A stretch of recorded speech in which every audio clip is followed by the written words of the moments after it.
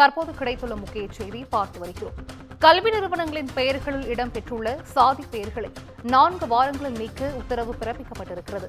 நீக்காவிட்டால் கல்வி நிறுவனங்களின் அங்கீகாரத்தை ரத்து செய்யவும் சென்னை உயர்நீதிமன்றம் தற்பொழுது இந்த உத்தரவை பிறப்பித்திருக்கிறது. இதனை அண்மை தகவலாக பார்த்து வருகிறோம். கல்வி நிறுவனங்களின் பெயர்களில் இடம்பெற்றுள்ள சாதி பெயர்களை 4 வாரங்களில் நீக்க வேண்டும் என உத்தரவு பிறப்பிக்கப்பட்டுள்ளது. நீக்காவிட்டால் கல்வி நிறுவனங்களின் அங்கீகாரத்தை ரத்து செய்யவும் சென்னை உயர்நீதிமன்றம் இந்த உத்தரவை பிறப்பித்திருக்கிறது. கல்வி நிறுவனங்களின் பெயர்களில் இடம்பெற்றுள்ள சாதி பெயர்களை 4 வாரங்களில் நீக்க வேண்டும் என சென்னை உயர்நீதிமன்றம் உத்தரவிட்டிருக்கிறது. கூடுதல் விவரங்களை தலைமை செய்தியாளர் சிவா வழங்கிட கேட்கலாம். சிவா, வணக்கம். சென்னை உயர்நீதிமன்றம் பிறப்பித்திருக்கும் இந்த உத்தரவு தொடர்பான முழு விவரங்கள்.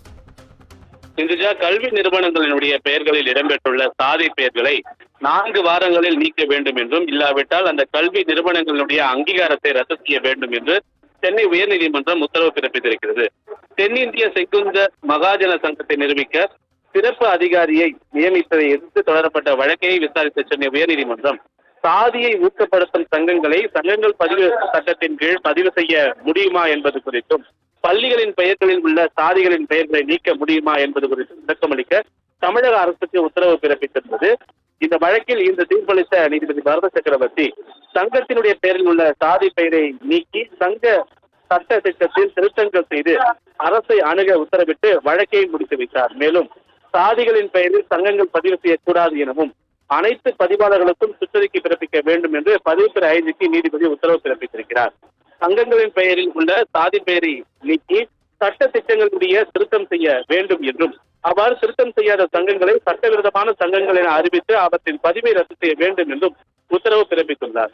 சாதி சங்கங்களுடைய பெயர்களில் உள்ள சாதி பெயரை நீக்கி சங்க சட்டத்தில் திருத்தங்கள் செய்யும் பணிகளை 3 மாதங்களுக்குள் துவங்கி 6 மாதங்களுக்குள் முடிக்க வேண்டும் என்று நீதிபதி அறிவுரை வழங்கியிருக்கிறார்.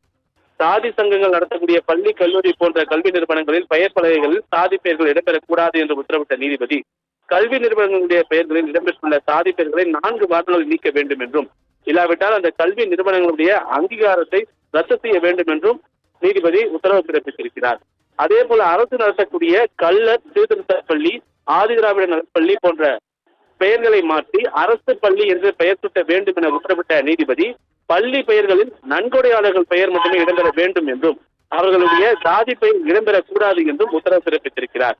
வேறு ஜாதியில் திருமணம் செய்து கொண்டார்கள் என்ற காரணத்திற்காக குழந்தைகளை பெற்றோரை கொலை செய்யக்கூடிய நிலை நிலவுவதாலும், கைகளில் ஜாதி பெயரை கட்டிக்கொண்டு அறிவாளுடன் மாணவர்கள் வகுப்பறைக்கு வந்து தாக்குதல் நடத்துவதாலும் இந்த உத்தரவை பிறப்பித்துள்ளதாக நீதிபதி அந்த பிறப்பித்திருக்கக்கூடிய அந்த உத்தரவில் தெளிவுபடுத்தியிருக்கின்றார். சிந்துஜா, விவரங்களை வழங்கியமைக்கு நன்றி சிவா.